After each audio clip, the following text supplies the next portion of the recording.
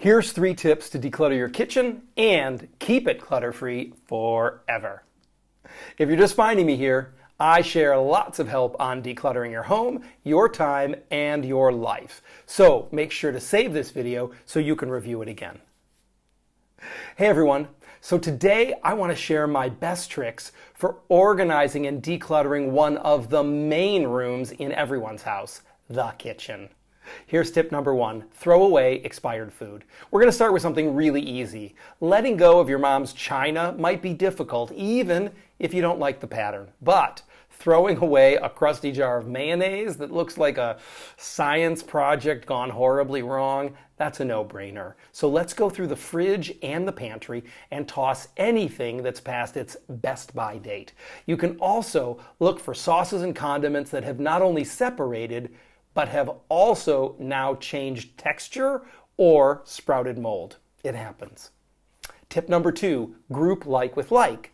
As you go through your fridge and pantry, you want to start grouping like with like together. For example, how about all of your baking ingredients? Flour, sugar, baking soda, baking powder, etc. Are they all in one place, or are they scattered throughout your kitchen? You can start by organizing into these major food types or groups: fruits, vegetables, meats, dairy, grains and pasta, nuts and seeds, prepared foods, condiments, and beverages. Later, when you're creating your regular grocery list, it will make it so much easier and save you a bunch of time. Instead of checking 5 places to see if you still have some olive oil, you'll only have to check 1. Now, let's carry that like with like principle through to the entire kitchen. Imagine the way a restaurant chef organizes their kitchen.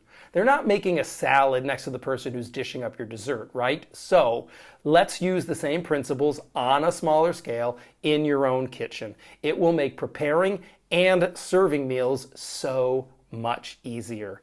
A good starting set of zones is food prep, cooking and baking, serving and assembling, storing and freezing, cleaning up, and beverages. Here's tip number 3. Let's put an end to the junk drawer. You know, the one with a hodgepodge of delivery menus, expired coupons, paper clips, rubber bands, bread twist ties, leftover IKEA hardware, batteries, hot sauce packets, and all the other odds and ends that seem to make their way into our kitchens and never seem to find their way out again. So just like with your food items, group like things together here too and decide on one and only one home for each group. You will never spend time scrambling through your kitchen in search of missing items again. Give these tips a try, see the difference for yourself. Happy decluttering! And don't forget to like and save this video so you'll be able to find it again. Now, if you want help live organizing with a fun group of people just like you, join my upcoming De-Stress Your Mess Challenge. I will be spending 5 days with the group teaching you exactly how to get free from clutter forever. Check it out at the link in my bio.